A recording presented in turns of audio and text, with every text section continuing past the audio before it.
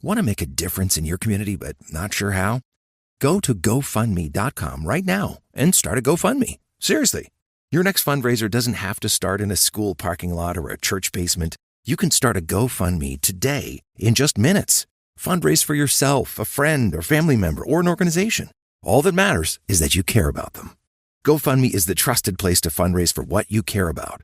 With no pressure to hit your fundraising goal, but tons of tools to help you reach it, you can confidently start fundraising right now. Whether it's creative, local, or critical, your cause matters. And there's a reason why GoFundMe is backed by millions and chosen by fundraisers everywhere. It works, and it matters. GoFundMe helps you make a real difference. Start your GoFundMe today at GoFundMe.com. That's GoFundMe.com. GoFundMe.com. This is a commercial message brought to you by GoFundMe.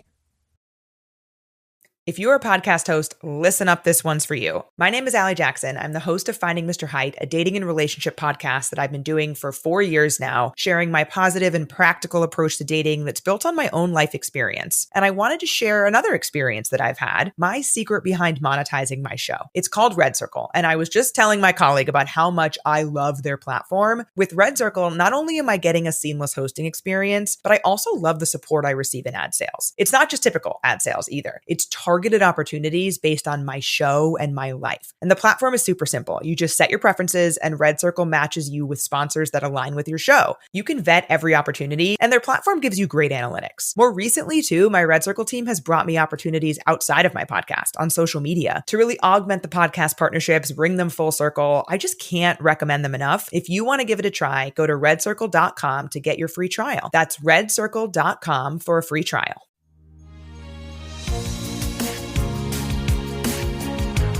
Welcome to IndoctriNation, a weekly conversation series about protecting yourself from systems of control.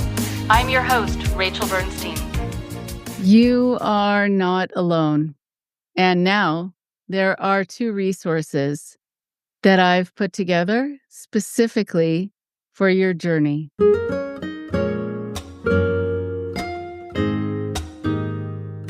This is your host, Rachel Bernstein. I am an educator and a therapist and a cult specialist.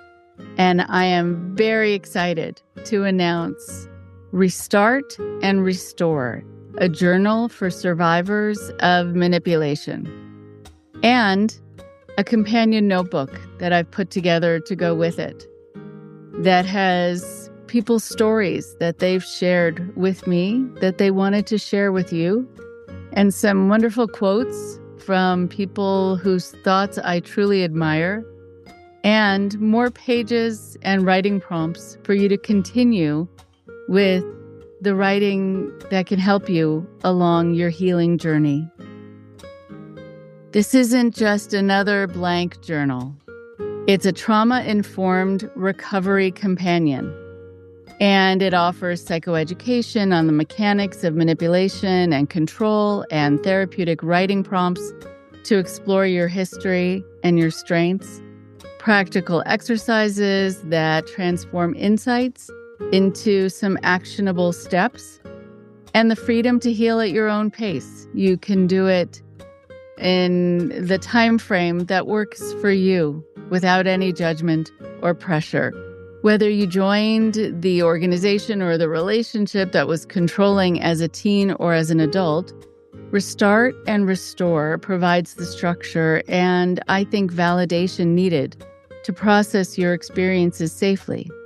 I'm also excited to share, beyond the journal and its companion notebook, that I'm currently working on a second journal specifically for those born and raised in high control groups or high control family units, as their healing journey often involves different and specialized challenges. Restart and Restore and its companion notebook are available now, and you can find the link in the show notes. Thank you very much. I hope it's helpful to you or to someone you love.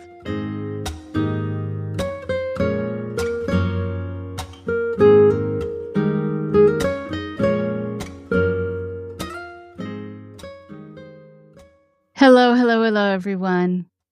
It is so good to be able to have you here On the show today, we have a special guest, Dr. Christine Cocchiola. She is someone who is a therapist, and she is an expert. She is an expert on the experiences of adult and child victims of coercive control. She's a college professor of social work and has earned her doctorate in clinical social work from NYU, where she was mentored by Dr. Evan Stark, a leading authority on coercive control. Dr. Cocchiola presents internationally on the dynamics of coercive control, educating professionals, which is very important, educating advocates, also important, and protective parents about the lived experience of children and the most effective intervention strategies for both adult and child victims suffering abuse. A social justice advocate since the age of 19, she's the developer of the Protective Parenting Program, an evidence-based, attachment-focused therapeutic model that is designed for parents whose children have been harmed by abusive partners. She is a survivor and a protective parent herself. And she is the co-author of Framed: Women in the Family Court Underworld. Her TEDx talk, It Is All Coercive Control, is available on YouTube. Here's Dr. Cocchiola now.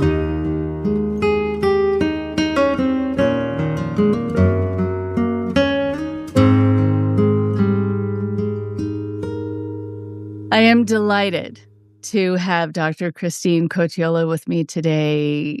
You have so much experience that you bring to the table, to the microphone, to the podcast, to life, to the people you work with, to the people you coach, to the people I'm sure in your life who love just having someone in their life who gets it to this degree, because so many people go through these experiences and don't realize that this is what it was, and this is why they're having the after effects that they're having.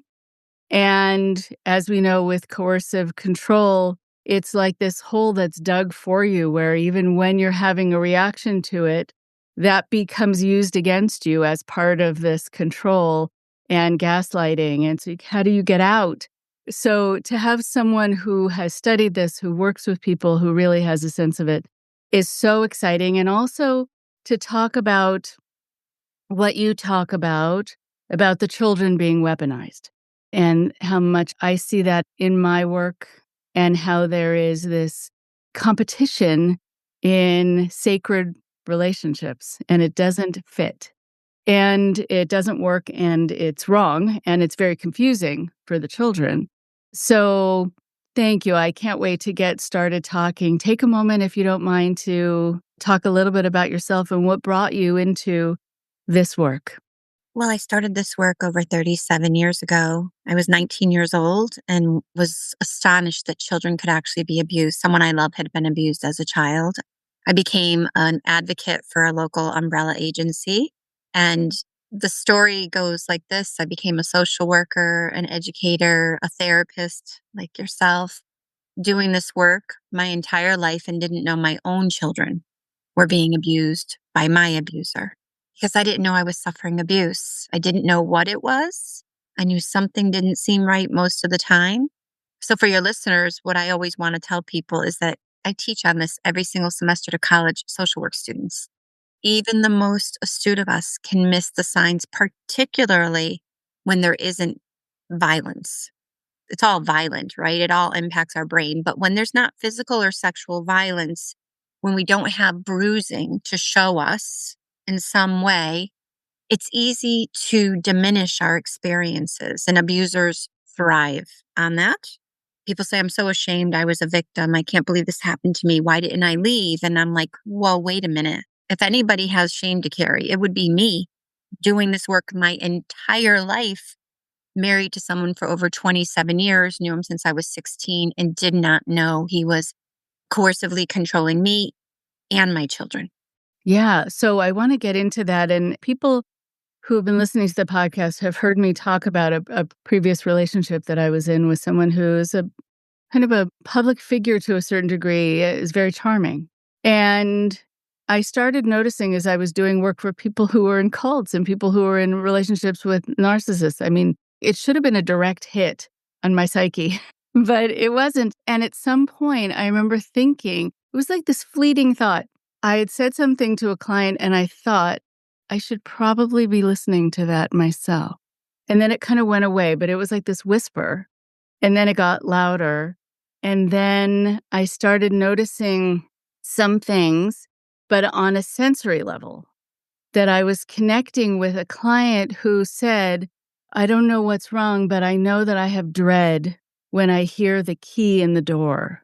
And I had that. And I thought, I don't know what I'm going to be faced with. And I don't know whatever it is I've done wrong, according to them. I've done wrong and I'm going to hear about it. And there's going to be no time for me. And I'm not going to even be able to have dinner. Who knows when I'm going to go to sleep because I'm going to listen to a speech and be berated and have to apologize for something that I'm not quite sure I did. And my focus became on how to keep this person happy, sort of how to keep the most difficult person in my life happy.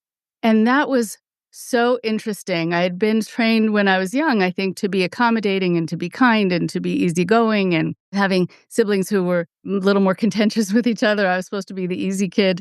And that was the message for me. Be easy. Just go with it and keep people who might be emotional happy and on an even keel. And that was so interesting. I had a similar thought, like, why did I miss it in my own life?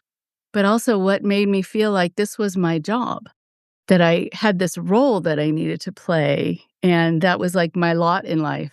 It was very interesting. I know it's different for everyone, but I wonder what it was for you in retrospect.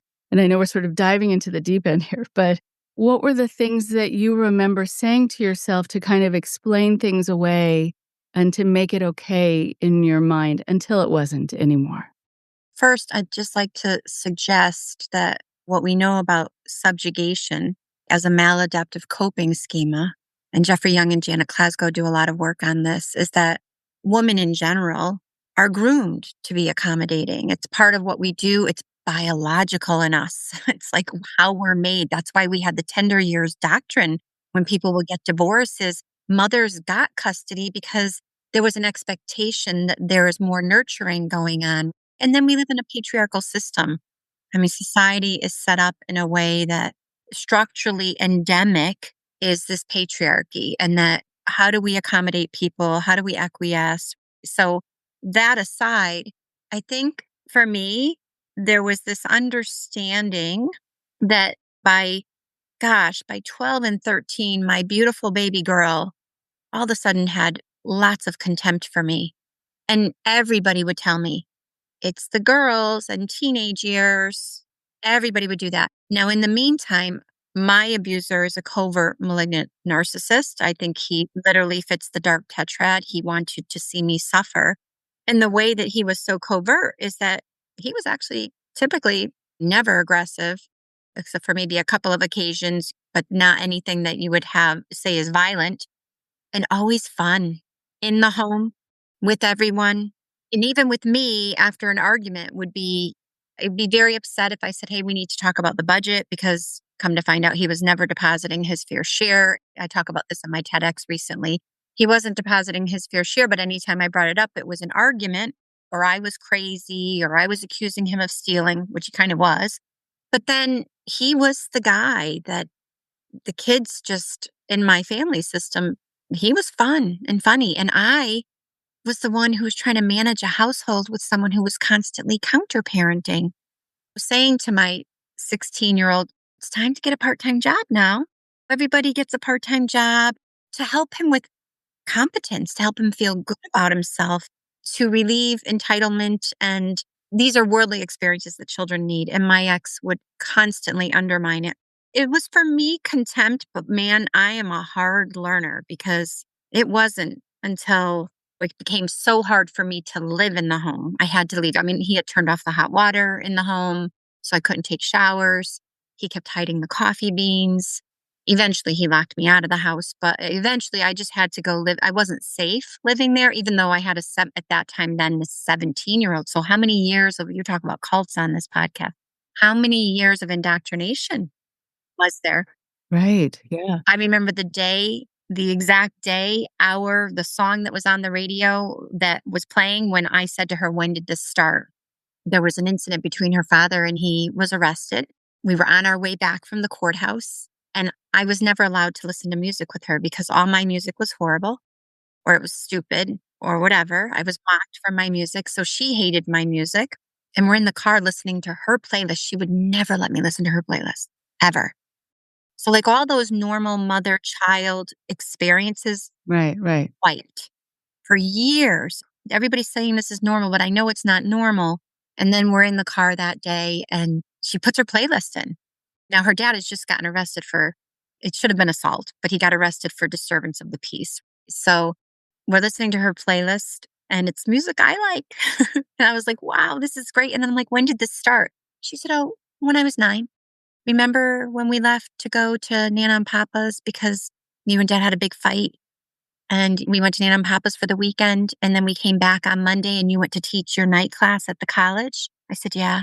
She goes, he started telling us that you cheated on him, that you're unstable, that you're not on your meds, and that you can't be trusted. And then my son also recollects that conversation. The moment I caught him cheating, tried to hold him accountable, was the moment the indoctrination they remember. I always say it starts day one. These abusers know what matters most. They start day one wearing down on relationship dynamics, triangulation. It's all about possession. But in any case, that was a moment where my daughter recognized it. Incredible.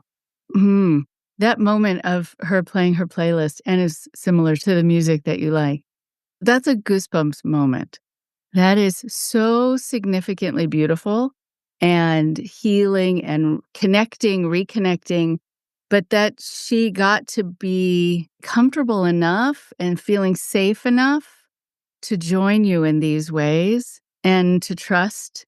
It's quite an amazing thing. And it also shows how that can be ripped away without the victimized parent understanding what led up to it and thinking it was them.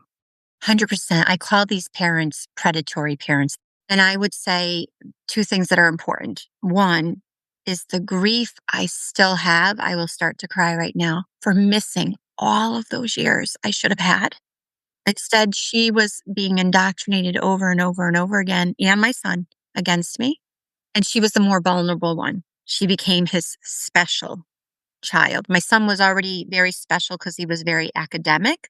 So that was his specialness. But this was the kid that my aggressor, my abuser, and her abuser, I always call this unacknowledged child abuse because it's child abuse. It's the same problems that happen in all of our brains when we're victimized like this. But there was emotional incest. It was really weird, gross stuff. He would say things like, he'd come in the door. I love to bake. I'd make homemade biscotti one time for him. I specifically remember this incident. He comes in the door from work. He doesn't acknowledge the biscotti on the counter, just cooling, just in time for him to come home from work and have his afternoon espresso. He walks directly over to her and says, how's the most beautiful woman in the world? Now, she was 15. Wow. Ooh. But I will say to you, we had that moment in the car. There was now a restraining order. And a week later, she walked through the restraining order and went back to him. That's a cult. Okay. Oh my goodness.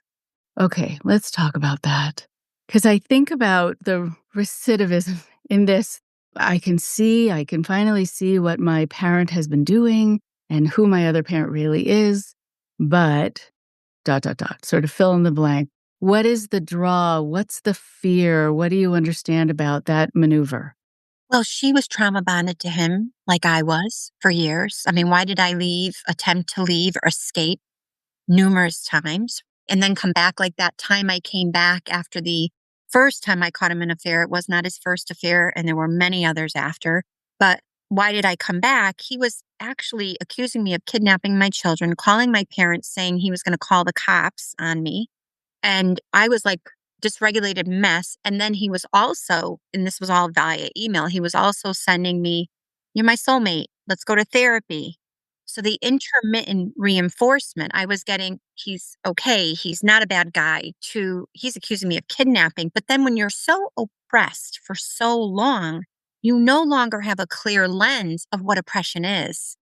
You lose sight of what that oppression is. So I would say that for a child, oh my God, I call it broken brain. So we know that children are born, we're all born, all of us are born a little more ego resilient, hardy, a little more ego compromised. We might have some traits that lead us to being more vulnerable, some traits that lead us to be like much more of a get up and go resilient person. I know Dr. Becky Goodenside calls some of these children deeply feeling kids. So now let's just add in that from the very get go, you've had one parent who, in some way, even if it's been very subtle, has been diminishing the other parent. This predatory parent has known the moment you hold that baby in your arms or that beautiful new pet you got, I don't care, whatever matters the most to you, the moment that they see you, they realize A, they could never love that way. Never. Threatened by it. B, it becomes a competition. Some abusers will be very much like hate the child, be angry about the attention you're giving the child. But the other side to that is what I experienced, which is the children were totally elevated in the household as the most important thing because he was objectifying them. What abusers do, right? And so from day one, he knew what mattered more to me than anything on the planet was my children's well being. And now what am I going to do? I'm going to create opportunities where my child doesn't feel as safe, comfortable, feels more betrayed. So then I'm going to say to maybe one child, well, you know, your mother loves that sibling more than you, or you know that your mother thinks that sibling's so smart. And now it could be seen as a compliment. But what is the intention? It's malevolent. It's a malevolent intention. So if that's happened to you since day one, since you're a little child, where you've always had this little bit of doubt, betrayal, we call it betrayal trauma, this little bit of doubt about how much your mother really loves you. Then there's an incident, and you've had other incidences, but there's this huge incident. Police come, etc. There's a restraining order. And my brain, my little brain, I'm not really 17, but she was 17 at the time. I'm not 17. I'm really like still very much developmentally stuck at 12. And that's my dad. And by the way, he gives me everything I want. He lets me do whatever I want. He tells me I'm amazing in so many ways. And mom, well, she has rules. And by the way, isn't she crazy? And maybe she is borderline, like he says, like all of these things. There's no sense of security. So she walked through it. COVID actually, I know COVID was horrifying for so many people, but my children came home because of COVID. And I always say that we spend years, I don't call it gaslighting because gaslighting has malicious intent, but we spend years in these abusive relationships disintegrating our children's intuition. Everything's fine. It's okay. Dad's just in a bad mood, or dad really loves you, or okay, I'll turn down the music, or I'll make whatever dad wants for dinner, whatever it is to accommodate and create equilibrium. So our children learn maybe it's not as bad as it is. And so then we expect them to get it. Yeah. So when COVID happened, they were going between two homes, my tiny little apartment. And the only reason why they came, and they didn't come all the time, I was quote unquote, I say the attachment was fractured pretty badly for a considerable amount of time. But when I did finally get them to come back, there was equilibrium.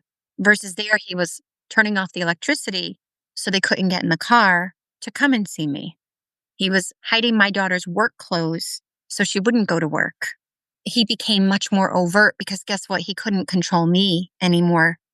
He couldn't control me immediately. So he had to control me by controlling them.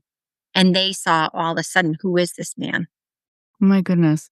I'm relating to this story very well, unfortunately.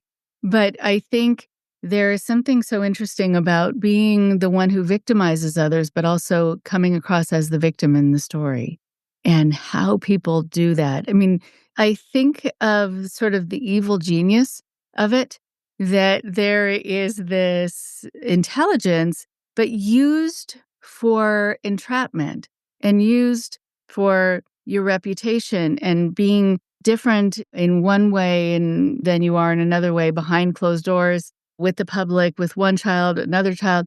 That is too many spinning plates for me. My brain, my brain doesn't work like that. I just want to go to work and do my thing. And I would also find that exhausting.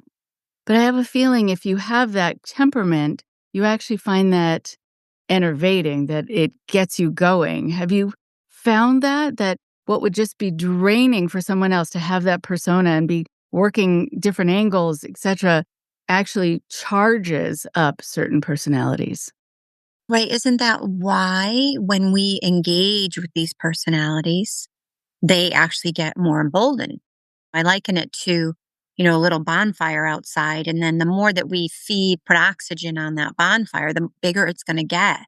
And so that's why I think with coercive control, we always know it intensifies post separation because now, wait a minute, now you're giving me more of an opportunity to be overtly angry.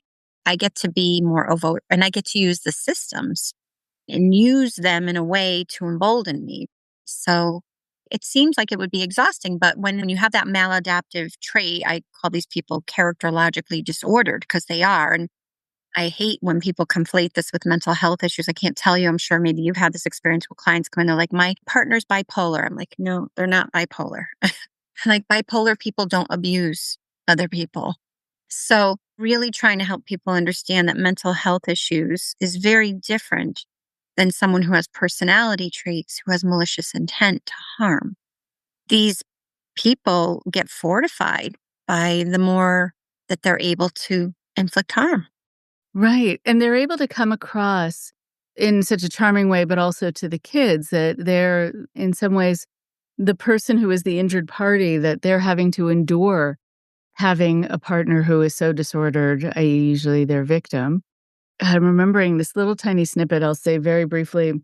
I was invited to an event, and it was a wedding. The mother of the bride is someone who is a game player.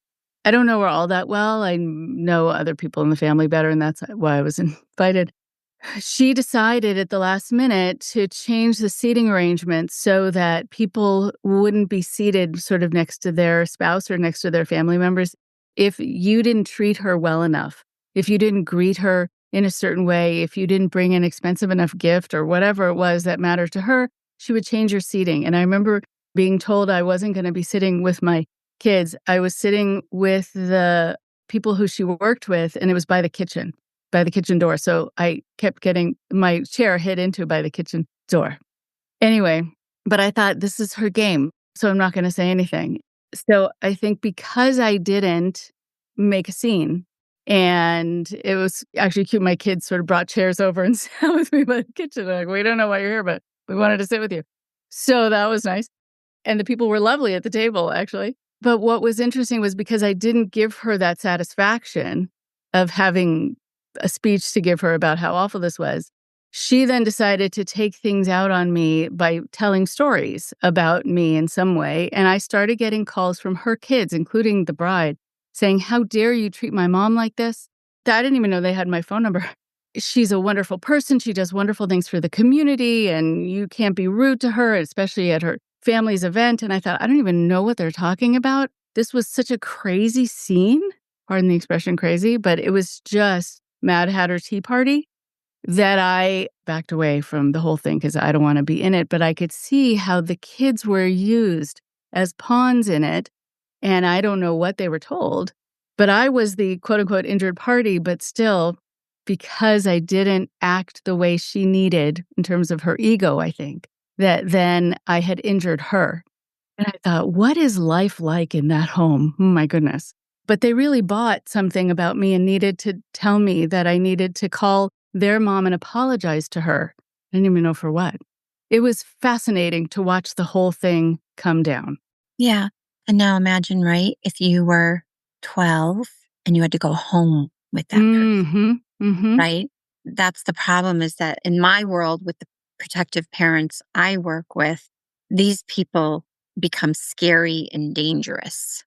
So the children know, they've seen how the abuser treats others. And these children that you're talking about, they know that if they don't support their mother, there's going to be retaliation in some way. You wonder what they're carrying. What are they carrying to the next generation? Right. They may have called me not because they were convinced, but under duress, because they knew that was the way to keep themselves safe, which happens a lot in cultic systems, happens a lot in these systems. A quick question about when there are two children or more, families I work with sometimes, some of the children, let's say, have left a cult or some of the family members, and the last one there has the hardest time leaving because they are like the final hope. So they are really worked on. And they also know that as soon as they leave, or they instinctively know that person who is still there, who maybe brought them into that cult, or the controller might fall apart or take it out on them. So sometimes while it's very hard for the first child to move away from that, it seems to be harder, from my experience, for the next one or the last one. What have you found? I think what happens is abusers focus on the child perhaps who's more vulnerable, more susceptible to being wielded in, right? Like you think about a child who, I don't know, on the playground is going to follow, like more of a follower if they're lured in. And so that's the ego, not compromise, but certainly a vulnerability. And so abusers hone in on that child. And then when that child is no longer useful, said, I always talk about this. I talk about, okay, it's time for kids to go off to college. You have one kid going off getting freedom, hopefully, or getting a full-time job, getting their own apartment, vocational, whatever, getting out of the house. They're 18 years old. And I have to tell you, I have so many children. And I say children because developmentally they are who are 18, 25, and they're still living in the abuser's house, in a room, never going to work, not having their license, nothing, because that becomes a feeding source for the abuser. And that child's addicted to technology, video games, etc. So that's just a whole nother ball of wax there. But abusers are going to pivot to the next child. That's just what's going to happen. So if there's one child left in the home, that's going to be the person. Let's say they have an 18, a 22-year-old, and now a 14-year-old. I always say, be ready, because that 14-year-old's next on the chopping block. That's the next person they're going to focus in on. I say this too. I don't care how much clarity you think your kid has. Abusers are extremely powerful. And they are also the caretaker. They are like a parent to this child. You could have the kid who has, oh my God, mom, I can see who he is. I know exactly what he's doing. And then changes like that. And the only thing that prevents it from changing like that is us parenting them in a different way and recognizing that they are carrying that trauma load everywhere they go. And also the grief of knowing who that parent is and creating and fostering as much attachment with them as possible. That's literally, I say we have to stop the predatory parent. And the only way to do that is to create roadblocks. Right. Ooh, I want to talk to you about those roadblocks. So thank you for that. Yes. So I'm going to write that down because I want to come back to that. And also just advice for how to leave these kinds of situations safely. Because I know even when we leave a situation, it might not leave us.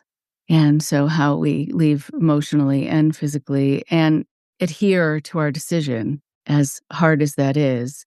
There is also something that I've seen where the person in this situation, I'm thinking namely you in this situation, I'm assessing that you have a certain standard by which you live. And there are things that you would never say or do.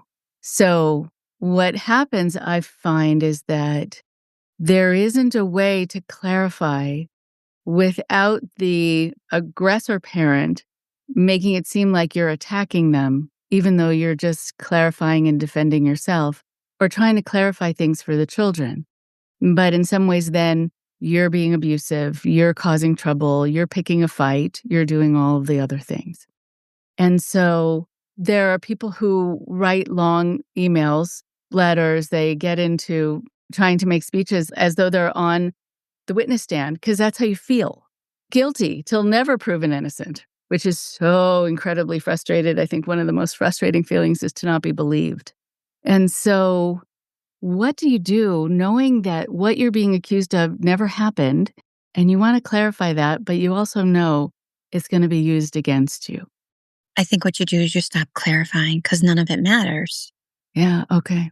Yeah, I think one of the biggest mistakes we make as victims, and like you said, attribute it to our personality traits. We tend to be highly empathic. We tend to be loyal. We're fixers, add in that we're therapists on top of it all, right? We tend to be highly forgiving.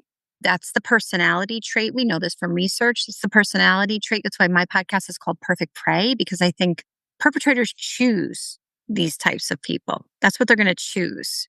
You don't see two abusers with each other typically, unless there's like a real big power differential in that abuse. But the question is who came to the relationship as an abuser and who came as a trauma victim. That's a whole nother conversation we could have.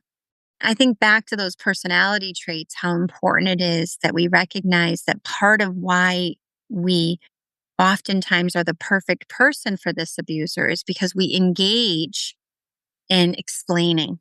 So, the whole Jade, don't justify, don't argue, don't defend, and don't explain. And victims and survivors, because they are hardly ever believed, often engage in lots of explaining. And that is exactly what an abuser loves. They love it when we explain. And so it is that conversation about how do we gray rock these people safely without enraging them. Sometimes Tina Swithin calls it yellow rock. You're a little softer. You don't have to be so gray rock, but how do we create a full stop? I'm done talking about this. And I think the other piece to this is that what you allude to is that when my children, your children, our children are watching us explain, what they're watching is accommodation. And they are learning that when we are accused of something, we actually are a victim. They can't heal if they continue to see us through the victim lens. They just can't. They have to see us as someone who's really capable of saying, I don't appreciate that. And I'm going to go out for a walk now. And the abuser's going to say, look at you running away. There she goes, running away out the door. He's going to do whatever he can to make you seem unstable, but you're not. You're not unstable. And so that over and over again will show our children that they also don't have to engage in that behavior, that they have agency. Yeah, because it won't go well because they feed off of it and they like knowing that they got you to do that. And then if the children are witnessing it, what are the children learning? Right. It's an interesting thing in this. It is like everything is topsy-turvy. We do want to provide our kids for the language to use to say what's true and speak up for themselves, but only in certain situations where it's going to matter and it's going to move things forward rather than it coming back and landing on you. That's so interesting. And so what does it show? What were you saying? If a parent does that, engages in that, what does it show the child who might be watching that behavior? In this case, mom is a victim. Mom is being oppressed. I mean, they're not able to consciously make that, but there is an awareness of vulnerability. And if there is a vulnerability in mom such that she can be overtly oppressed right in front of me, how is she safe? She's not safe. Right, exactly. It's interesting. We went to the sort of the end of the story of you being able to get out, although I want to hear more about that moment because I think those moments, those watershed moments are so important because people will come to me about loved ones who they're worried about and they say, what will it take? What will be a bridge too far? What will be that moment? And it's different for everyone. So I'm curious definitely about yours. I also think going back to the beginning, there were these things that we call yes steps. Like if someone can get you to do something little, it happens in cults, happens with manipulators, and then they move it up, move it up, move it up. And so because it's incremental, you don't necessarily see it or even feel it, like temperature going up just a little bit. So I'm curious about the beginning and the end. Looking back, it might be murky to even look at it because they were probably very subtle. What were the yes steps where it was uncomfortable and you wondered, but you said yes, you said okay, or you went along, which is what we do. I'm talking about everyone in a variety of different situations in their lives that this can happen to, or a boss can say, like, would you mind just staying just for a little, just taking care of you? You're so good at that, or whatever. And then you're working weekends. And then the moment, the epiphany or the bridge too far moment for you. So the bookends. Yeah, I mean, I would say that the yes steps were, gosh, there were so many of them. You start a family with someone, you can't imagine not having this family. And so there were times where I wondered if I was being followed. Like, how did he know exactly where I was at a particular time? And that became very transparent when I was definitely leaving and living in a spare room. But I would say that, think if I could go back, I'd see it now. The counterparenting, there was tons of that, but I didn't really recognize it as counterparenting. And I think to your point, we all have them, but we're never taught the red flags in an abusive relationship. And what people don't realize is that could really feel very loving. Even Biderman's coercion chart in the Korean War with prisoners of war, these prison guards would align with their abusers, no matter how much they were broken down. So I would say just some little things. All of a sudden, my life just became smaller. But I always had, see, I was one of the lucky ones. I had this very full career. And some people talk about financial abuse. Every victim suffers financial abuse. There's no doubt about it. But mine was that because of my career and because of the extra courses I could teach and opening a therapeutic practice, that I could work harder and more so he could contribute less. So it wasn't that I was on a budget per se, although getting my hair dyed was not allowed. I had to do it at home. That was a yes. Wait a minute. I worked 2 jobs and wait, you know what I mean? But I was always trying to think, how was I going to make up the money that he was not contributing? And so for me, that meant maybe not going to the beauty salon, not going to see a hairstylist. So I think the escape was just realizing that he had cameras. He had 8 cameras in the home and he started sending me pictures of me in the house. He couldn't help himself anymore. So it's like, oh my gosh, I'm being watched all the time. And then, of course, I didn't have hot water in the morning. I was going on weekends to a friend's close by and sometimes to my mom and dad's because I had to leave my 17-year-old in the house with him. But she was given full freedom. So I was there Monday through Friday to help her with school and whatever else. But yeah, he just slowly kept making the box smaller and smaller and smaller. I had no choice. And then eventually he locked me out of the house. Okay. So there's that, not being able to get in. Blessing in disguise. These little steps. Also, what happens is that sometimes if you were to tell people these stories who don't understand, for anyone just listening and not seeing this, I want you to just imagine the look on her face right now. Like, yeah, right. Someone might say, oh, well, he probably thought your hair was beautiful on its own and you didn't need to dye it, or I don't know, whatever they would get from it. Because it's not about even hair dye for him.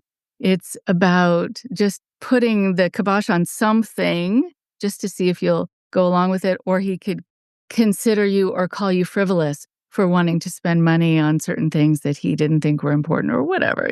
I mean, when people say to me, I'm very confused. I've gotten involved in a group and they'll sometimes ask me, like, do I think this is a cult, something they got involved in? Have you heard of this group? No, but why don't you tell me a little bit about the dynamic? It's always about the dynamic. Because the philosophy, the theology, the teachings may or may not really matter. But when they say, yeah, and it seems like the things that were the rules on Tuesday were then different on Wednesday, but I had to follow them. And then it was easy to kind of get it wrong. I'm like, antenna. Just that whatever comes out of their mouth doesn't necessarily matter so much. It's just that you have to listen to it and believe it and follow suit. That's what matters. Your show of obedience to whatever it is that they said, or the fear. It feels like it's in the reaction that matters to them. Yeah, totally. Okay, so then getting locked out, among other things. So let's talk about roadblocks. I think the abuser, the predatory parent, is constantly setting up roadblocks that will lead to a child feeling either betrayed or less connected, for sure, to their protective parent. And those are simple things like, I don't know, oh, your mom drives a Honda. Those suck. You don't want to drive that Honda, do you? You don't want to get in that Honda. It's like so simple. Or it can be something more along the lines of, well, of course you need a phone to an 8-year-old. This is the big thing, right? Especially the technology today. The abuser and the protective, safe parent had decided long ago their kids wouldn't have phones till they were 12 or 14, which we all know it's at least 14 now. And all of a sudden the divorce happens and they have a phone. So that becomes a roadblock to connection if, in fact, you make it. And sadly, one of the things that I think, and I talk about this in my protective parenting program, is there is so much to grieve here. We've lost our ability to parent as we had intended. So there's not only a demothering going on, but there's also in that demothering an inability to parent our children as we expected. And then in that, we're now parenting children who are abused. They're not the children they were intended to be. So the grief, the level of grief, I sit here with protective parents and say to them, listen, they have a phone. If you are constantly going to fight the phone, you have to ask yourself, is that going to lead to connection or disconnection? Can you set up some parameters? Can you have distractions? Can you do other things? But children on top of it all are addicted to their phones, as we all are. I mean, that's just one example. There's just so many things they do. I was on a call last night actually with a protective father whose child loved pickleball, was like the best in the state for his age group, best pickleball player. Mothers pulled him from pickleball. Why? Because that's something that helps a child have agency and a sense of competence. And if I allow my child as an abuser, as a predatory parent, to have pickleball, then I lose my control over them. They fall out of my grasp. And by the way, pickleball is something that the child started with the protective safe parent. So of course, that's off the table now. So now we have a 10-year-old who had so much positive experiences and a connection to his father as a result of playing pickleball. And now it's gone. That's what abusers do all day long. They erode away our agency. For children, their level of competence, they create a sense of betrayal with the safe parent. That parent doesn't love you, or that parent wishes you didn't play pickleball, or they think you could be better at pickleball. They are working so hard to retain control. And so they're being coerced and controlled. And again, it's definitely child abuse. Right. I think the level of immaturity that everything feels like a threat. It feels like life is like a pie chart. Like there's a finite amount to go around. Like if you're giving your attention, I'm doing triangle kind of thing with my hand, to this, then that eats away at the attention I could be getting or the amount of focus, or if you're giving it to someone else. When people, I think, are healthier, they have more of an expansive way of looking at everything. We'll make space for this. They're inclusive and love just grows. But I do think that there is like this finite amount in people's minds. I don't know. It's just a thought I'm having as we're talking. I don't know if that's something that you think about, just the different ways of looking at how much a person is allowed to have and to do that is elsewhere or other, because it takes away. Yeah, I mean, I think we know that these people have traits that make them highly competitive. And if the thing I'm competitive about is creating opportunities for me not to feel shame and abandonment, then it's your job to make sure I don't feel shame, that I don't feel abandoned. You have to fill that void for me. At the moment you don't, there's going to be hell to pay, big time. And that's what I see again with every single one of my clients. They are suffering from a sadistic, pathological person, actually enjoys their suffering, which is just really unimaginable, but it's very prevalent. It's very prevalent. When people say to me, I just didn't see it coming, I didn't know, I wouldn't have predicted, I actually think that's a good thing. And I'll tell people that that's a compliment to them, because that means they're not at all wired that way. It wouldn't even be in their imagination to do that to someone else, so that we assume that what's true for us is true for other people.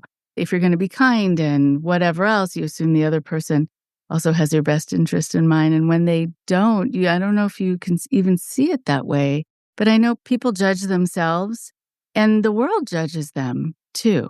And so how can we change the language around that for people themselves, and also the why did you stay so long people? I would have known, not the people who posture, when they hear your story. How do we help people focus elsewhere, focus on the real source of the problem here? I mean, I do think it comes with really at a young age, beginning to educate young people about dynamics in healthy versus unhealthy relationships and boundaries, the importance of boundaries. And unfortunately, boundaries should not be as fluid as they are for particular people. So, as a therapist, I will say this to you as a therapist. I think there's a huge problem in the therapeutic world. And I actually have a training purposefully to train people because I was gaslit numerous times by therapists. Oh, it's your anxiety. Oh, you're depressed. Or maybe if you just didn't go out with your girlfriends next week running, instead stayed home with him, maybe that would make things better. So I think we have also a system of people that have an expectation for women in general, but not always women. I've seen male victims. I believe that we need a rule out abuse survey for everyone who walks through our doors. Ooh, tell me about that. What would that be? I don't know if this is in every state, but certainly in Connecticut, OBGYNs have a domestic violence screening the first time you go to see them. Now, it's a domestic violence screening. And what people need to understand, right, is that coercive control certainly can be violent. It's just that abusers typically, with any abuse, so I see it as the underpinning of all abuse. And abusers always start off with various tactics, and the tactics typically are psychological in nature. And then they'll move on to other tactics to really, really hold on to that control. And sometimes it's physically violent. Anybody who suffers physical violence, it wasn't just physical violence, it was everything else too. And that's coercion and control. So I see coercive control as the underpinning of it all. So these OBGYNs have a domestic violence screening. That's not enough. But how is it that we as therapists don't do a screening for either past abuse in childhood, for abuse right now in a partnership or with an employer or your family system experiences? How are we not ruling out abuse? A victim comes in and they're anxious and depressed and they're overwhelmed. We're not really always, I mean, we hope we are, but I have seen it over and over again. We're not saying, so tell me about the relationship dynamics you have with your sister and your brother and your friend. Let's talk about the dynamics you have in your life. Because what causes someone to suffer from anxiety and depression is trauma. And what causes trauma typically has to do with experiencing something very challenging and not being heard or felt after that, being dismissed, being diminished after that. It seems like an easy answer to me. Again, I have therapists who sadly will sit in a room with a child who witnessed their father physically assaulting their mother and tell that child, well, he loves you and he's sorry and you need to go visit with him. That's like a cult. Wow. Yeah, right. It is. There was this conference I was asked to speak at, and I took a chance because I don't like confrontation. But they wanted me to talk about all the reasons that people stay in certain situations that are not healthy for them. The whole why did you stay question. I was supposed to talk for 2 hours. So I talked about a lot of things and then a lot of reasons, very valid reasons. And then at the end, I said, but I have to say, it's the wrong question. We can talk about that, and it's important for people to have that insight, and it's important for people to know this, but I feel really uncomfortable. You could see the person who invited me to speak was like, oh, great. I said, let's change it. Let's say, what is it that was put in place by someone controlling someone else in a very purposeful way to make them feel like it was impossible to leave or it would be unsafe to leave? I felt like I had to say it. And it was really interesting because the causal relationship, already you're so confused about it when you're in these situations, but then society leaves you even more so. I would love to hear about how people can move away from this and how they can more safely, even also dealing with this is like this feeling that people have when they have unfinished business. They haven't said their piece, they haven't proved their innocence, but they still have to walk away. What are the safer ways to do this, to leave these situations? I would say that, first of all, we never let the person know that we are leaving or escaping. It's really important to plan it all out in advance to ensure that you have a safe space to go to. But letting the person know, first of all, they'll probably try to lure you back in. But second of all, that's when you're most at risk. First of all, you're most at risk then. And second of all, they're going to try to lure you back in. Come up with a really good plan and have your support network around you and know that it's going to probably get worse. We tell victims to leave all the time, yet we don't help them leave in a safe way, or we question them. We don't have services set up for them. So find your people, have them ready to catch you. And you are going to need to have a whole group of people around you for sure. Incredible. Thank you so much. I am so happy to speak with you. I want people, before you go, to find out where they can find you and your book, your TED Talk, all of it, your website. Tell us. Thank you. Thank you. My website is called Coercive Control Consulting, or you can just go to I Know Your Heart, because I think protective parents know their children's hearts better than anyone. I have a protective parenting program that actually is therapeutic, evidence-based to support protective parents as they navigate parenting children who are being harmed by a coercive controller, narcissistic abuser, predatory parent.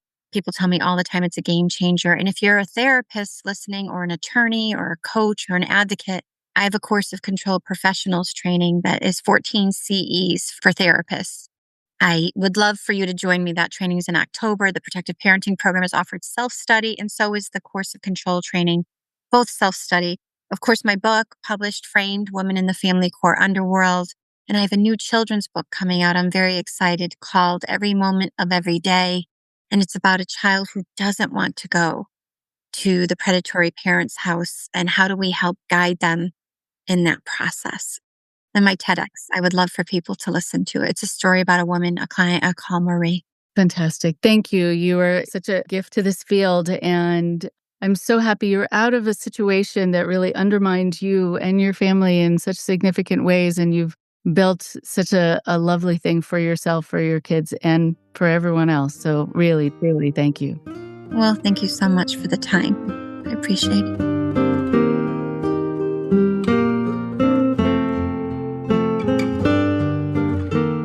One more thing before you go.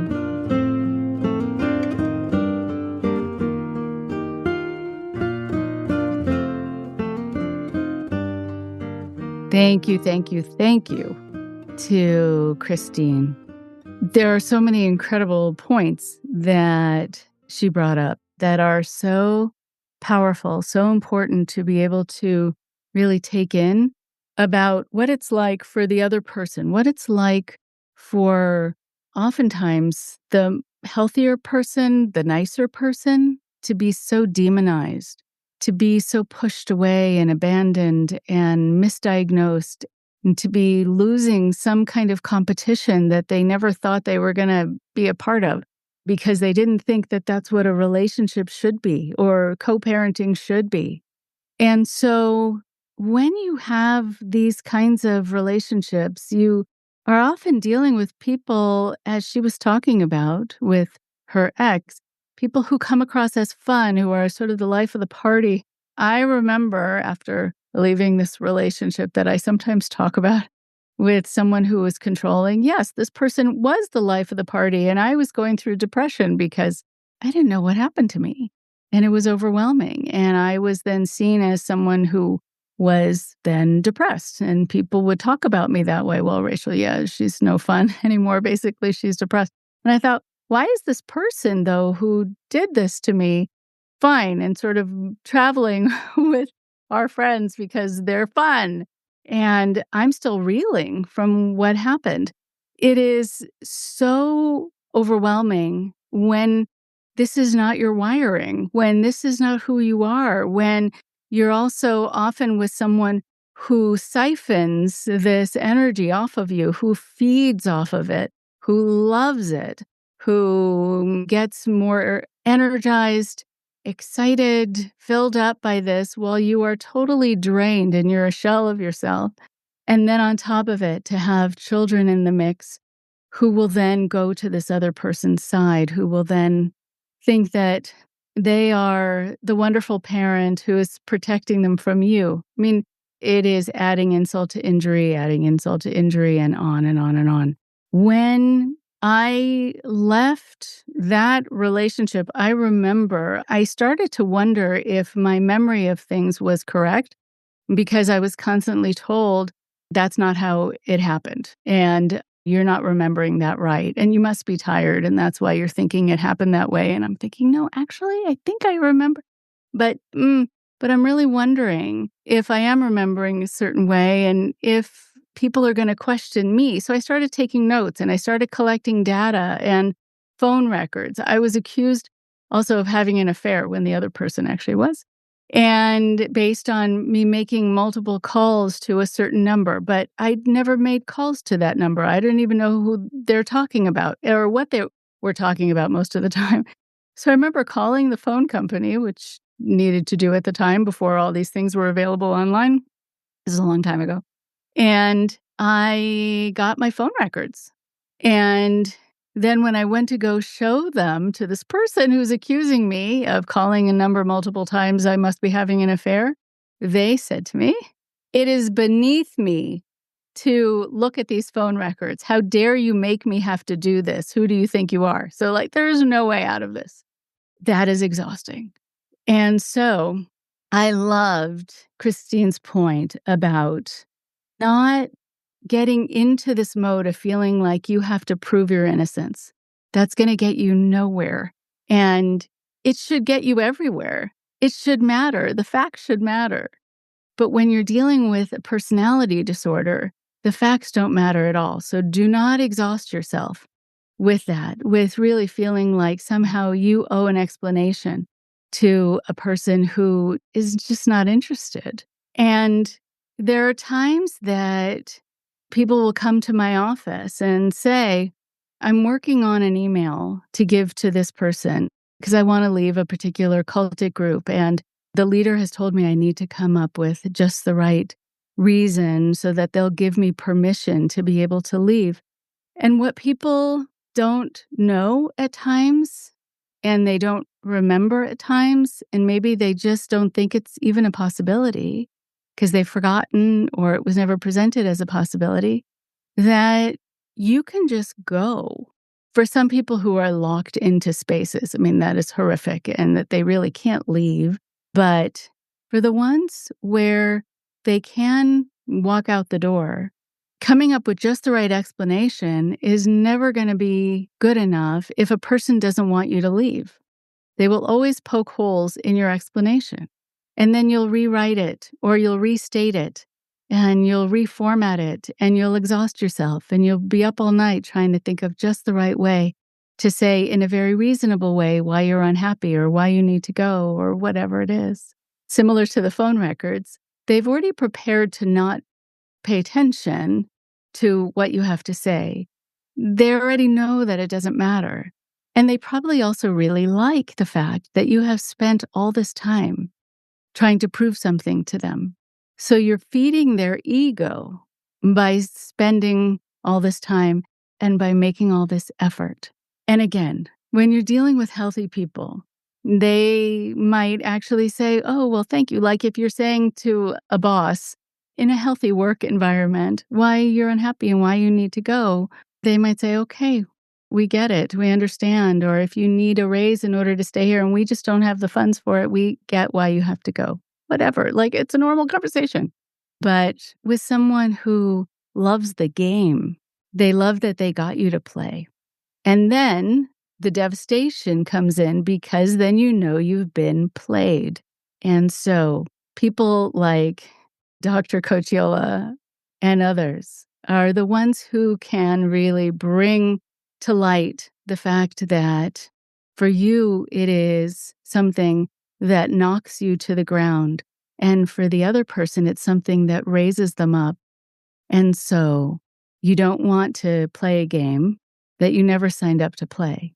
And that things should be more important than that. Children should not be chess pieces. They should not be pawns. People who have fallen in love with you should not be pawns. People who work for you should not be pawns. But in the game of life that some of these people play, you are nothing more than that. And that can be devastating. So the sooner you find that out, the better. So thank you to Dr. Cocchiola for all that she does to get the word out and for sharing so much that was part of her experience that helped really illuminate how this can all happen. And the fact that it's the innocent ones and the children in the story who become injured in this game that someone else is playing. Take good care. Talk to you next week. Thank you very much for listening. Please support Indoctrination on Patreon at patreon.com/indoctrination. Be sure to give us a follow on our social media. Find us on Facebook and Instagram using @Indoctrination Podcast. And for Twitter, find us at @_indoctrination. We love hearing from you too. So send us an email at indoctrinationshow@gmail.com.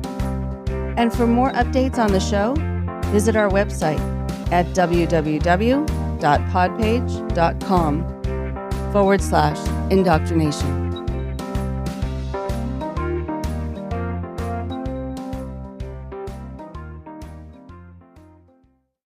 Mr. Monopoly here. Monopoly is back at McDonald's.